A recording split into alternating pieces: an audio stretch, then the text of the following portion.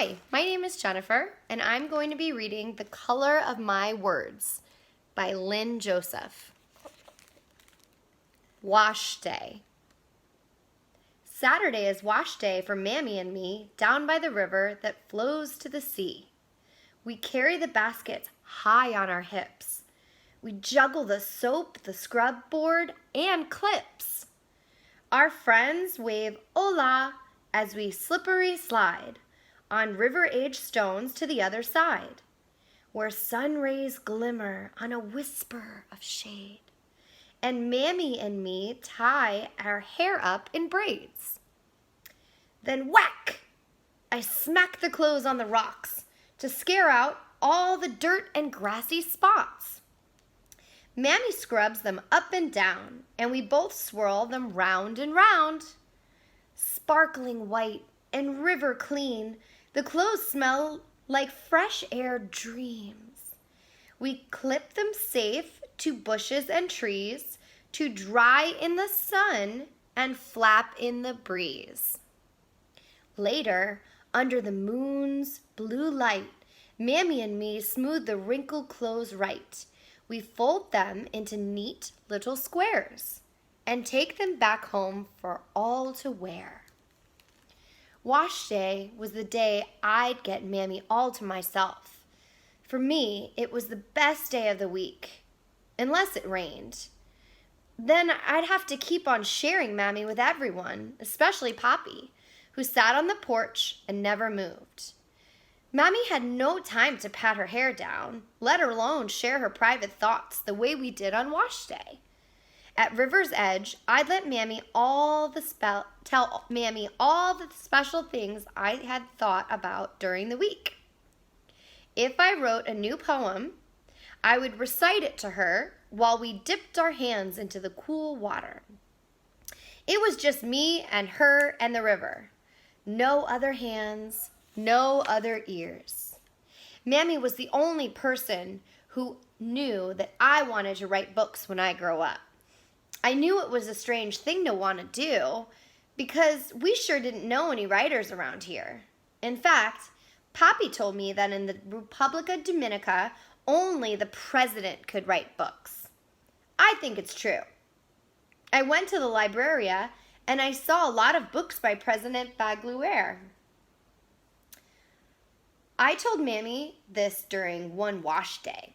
We were pounding the clothes with rocks, and I gripped mine hard and I beat the dirt out of Pappy's overalls and my brother Guaro's waiter uniforms. Mammy didn't say anything. She just kept turning her sheet over and over as she pounded away. Finally, she looked up and she said, "Ana Rosa, there always has to be a first person to do something." I think Mommy was telling me that there was no reason why I couldn't be the first writer who wasn't the president of our island.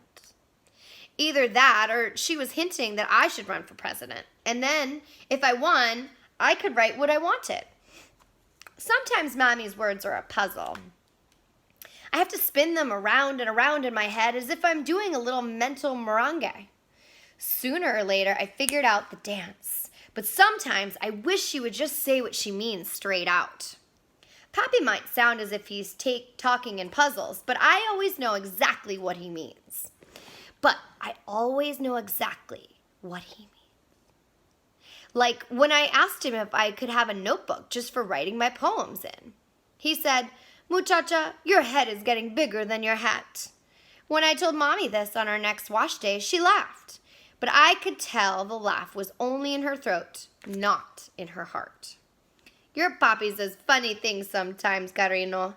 He is a dreamer," she said. "A dreamer?" I asked. "How can you say that, Mommy? All Papi does is sit on the porch and drink rum." Mommy's hand shot out faster than a lizard under a rock. I felt the pain on my cheek before I realized what happened. "You have no hair on your tongue, chica. Be careful." I swallowed my tears and I beat the clothes harder. Wash day had never been a day of sharp words and slaps. I felt as if Papi was a rock falling down from the hills and into our river. After the big splash, there was nothing but silence. In daylight, silence is louder and angrier than at any other time. There are no sweet measures of silence, such as night stars or evening sunset or morning's growing light. There is only bright, hard silence, and it sounds louder than drums. I glanced over at Mommy. She was dipping the clothes into the river. "Look, Ana Rosa," she said. "Look at the river." I looked. The water rushed around Mommy's brown knees and through her blistered red fingers, leaving wet kisses on her skin. "It'll never pass this way again," she said. "Off it will go, down to the sea, where it will foam with the waves and swim with the fish and glide ships along on steady or rough courses, depending on its mood. Around and around the world it will go, this water that slips by me so quickly, far from the Repubblica Dominica, far from me, but always under the same sky and sun." I had never heard Mommy say so much at one time. I looked closely at the river, but I could not see all that she saw in it. "You are this river, Ana Rosa," she whispered, "but you must flow softly around the rocks on your way to meet the sea. There you can do as you wish." Mommy's words were gentle, but her brown eyes were slits of worry, like moon slices on a dark night. There was no happiness in the smile that she gave me. Many days and nights I thought about Mommy's words, but no matter how I turned them or shook them or chased them from my mind, they always came back telling me the same thing. Mommy was scared. Mommy did not have to tell me what everyone on my island knows, and what I know too. Writers have died here. At least those brave enough to hurl words at the government. "But Mommy," I whispered, and I hugged the wall between my bed and hers, I write poems and stories." And in the hot, sticky darkness, I heard Mommy's answer. "Sometimes it's better to keep those things inside for a while." I was right. She was warning me to keep quiet, to wait until I left the island and I could write what I wanted, when I didn't live in a country where silence was self-defense. But I wanted to shake Mommy's eyes open. Would we always be silent? The bright, hard daylight kind that is louder than drums? Couldn't I say what I wished on paper? Even if it is only Papi that sits on the porch all day drinking rum? There! I shall never say it out loud again. Mommy's slap will last a lifetime. What if I write what I want while I'm still a river flowing around the rocks in my island? As Mommy herself said, there always has to be a first person to do something. Words. "May I have some paper, please? Please, may I have some paper?" 'Cause these words of mine go walk away. They go walk away all by themselves and get lost in the crowd. "May I have some paper, please? Please, may I have some paper?" To catch these words and wrap them up where they can't walk away, slip off the edge, and drown. I was turning into a little thief, always stealing bits and pieces of paper to write on. Sometimes it was the paper bags that Papi brought home his bottles of rum in. Sometimes napkins or the gray paper that the shopkeepers used to wrap up goods. But I wanted more. More than anything, a notepad of my very own. One in which I could write poems by Ana Rosa Hernandez on the first page, and then fill it up with words, long words and short words, words that smelled and tasted and felt like something new. But my only notebook was for school. Mommy told me that a new notebook cost 40 pesos, a lot of money. 2 whole dinners for our family. How many bottles of rum can Papi buy with 40 pesos, I wondered. But my only notebook was for school. Mommy told me that a new notebook costs 40 pesos. A lot of money. 2 whole dinners for our family. How many bottles of rum can Papi buy with 40 pesos, I wondered. My brother, Guario, had a notepad. It was filled with pages of empty spaces waiting for words. I asked him once, Guario, can I have your notepad to write my poems in? He shook his head. It's for work, Cara. I'm sorry, but you can tell me your poems anytime you want. I looked up at my big brother and smiled. Guario worked as a waiter at a restaurant near the beach. Everyone knew that Guario had one of the best jobs in town because he was very handsome. The tourists liked to have him smile and chat with them while they ordered their food. Girls from cold, faraway countries were always falling in love with my brother. They touched his dark curly hair and listened to him call them mi amor. One Friday night, Guario went rushing out of the house to meet his best friend, Angel. They were going to a club to dance bachatas, and Guario left his notepad sitting on the table. I was alone in the house. Mommy had gone out to visit a neighbor. Papi was down at the Colmado playing dominoes. Roberto and Angela were nowhere around. Suddenly, a breeze swirled through the house and flipped open the cover of Guario's notepad. The empty pages filled the wind and blew up one after another, showing me all the lovely blank spaces waiting for words. I could write on a few pages and tear them out, I thought. Guario would never notice. I picked up a pencil and I looked around. No one was coming. So I wrote. First one page, then another, and another. I stopped when I had filled 5 pages with words about Mount Isabel de Torres, about Sosa Beach, which I love. I wrote about the Niños and about climbing my favorite grigri tree. I wrote a poem about Angela, my beautiful, silly older sister, who knew nothing but how to smile at men passing by our porch. I wrote about my brother Roberto, who worked hard in the sun renting beach chairs to tourists. Suddenly, the lights went out. It was another power blackout. A good thing, too, because I might not have stopped writing. I tore out the pages carefully, and I slipped them into my pocket. I went and I sat on the porch, and I watched the sky fill up its blue spaces with pinks and oranges and a deep, deep purple. Utter darkness swelled over everything. With the darkness was complete silence as well, since the neighbors' radios could not blare out their loud merengues. I felt the pages in my pocket. Just a couple more, I thought. No one would know at all. I tiptoed back inside, and I lit a candle. I sat at the table and wrote under the candle's light. I wrote one page after another until there were no more empty pages in Guario's notebook. Then I heard a noise. Ana Rosa, are you there? It was Mommy. I jumped up and stuffed the notebag into my pocket. See, Mommy, right here. What are you doing, Carino? She asked. Nada, Mommy, nada, I said loudly to chase away the shakings in my body. Mommy came over and put her hand under my chin. She tilted my head towards the candlelight, and she looked into my eyes.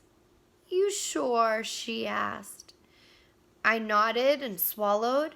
I put my hand over the notepad in my pocket, and I slipped out of the room. I went into the bedroom that I shared with Angela.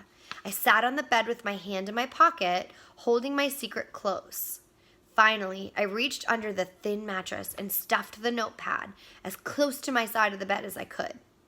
The next day, everybody in the house was looking for that notepad.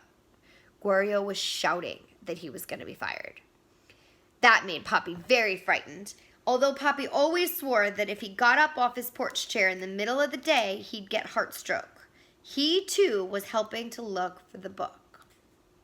It was like a madhouse. Papi and Guario, Roberto and Angela, and my little cousins were throwing out everything out the front door in their frantic search. Chairs, a radio, empty rum bottles, old newspapers, clothes, shoes, our 2 dogs. Some stray hens pecking at this and that. It all went sailing out into the dusty yard. Of course, I knew exactly where it was, under my mattress, but I was too scared to say so. I pretended to help look around the house. Then I went into the kitchen where Mommy was rolling out the dough for empanadas. "Mommy," I said nervously, "everyone's looking for Guario's notepad." Mommy nodded her head but didn't look up. I only had to stand there for a minute before she said, "It will turn up when it's ready."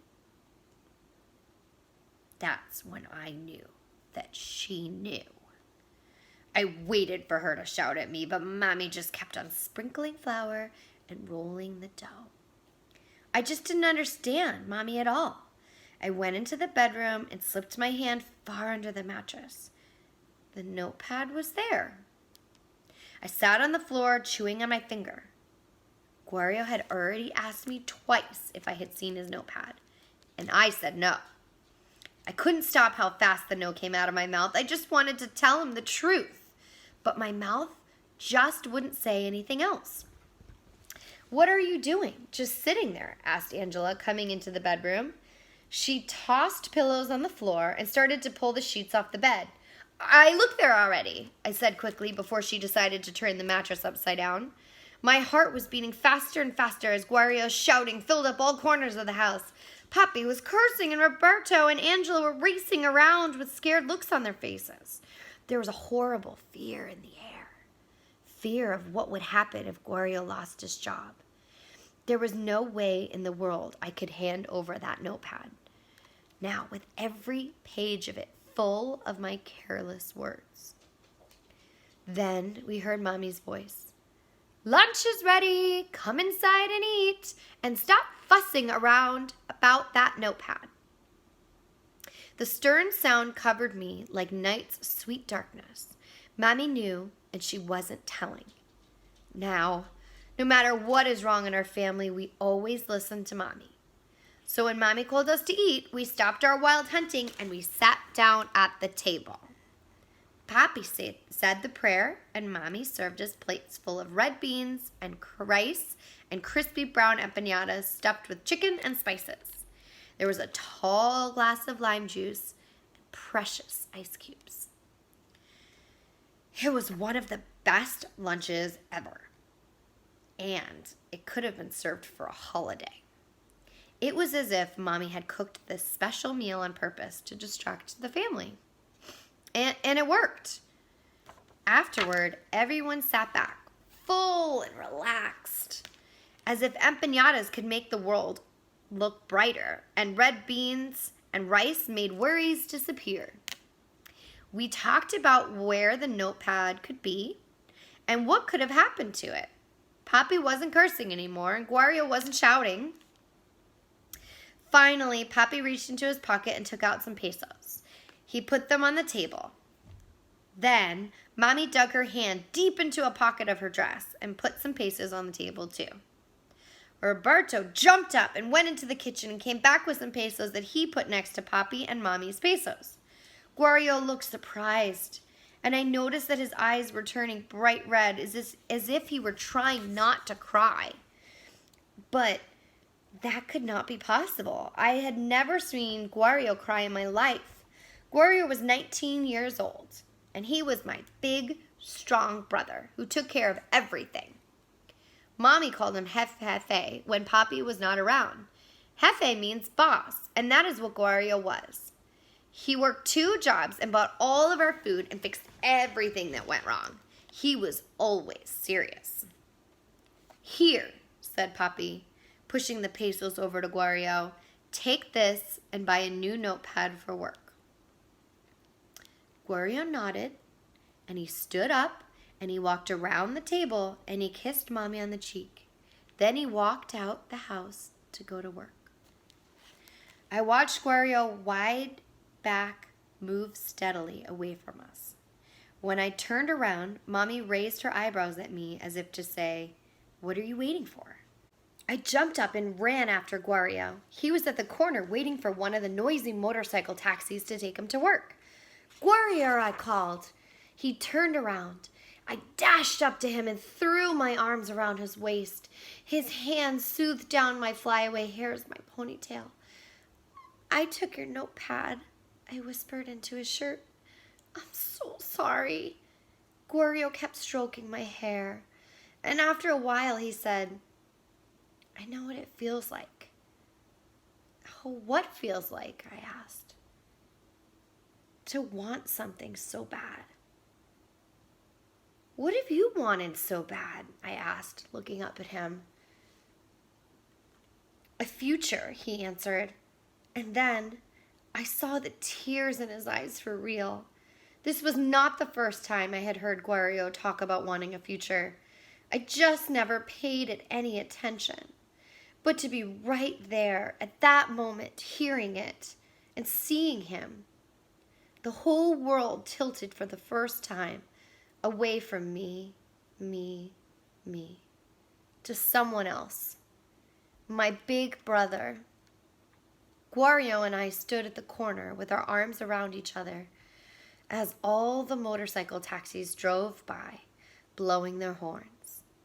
It was the first time I knew that words could not tell everything.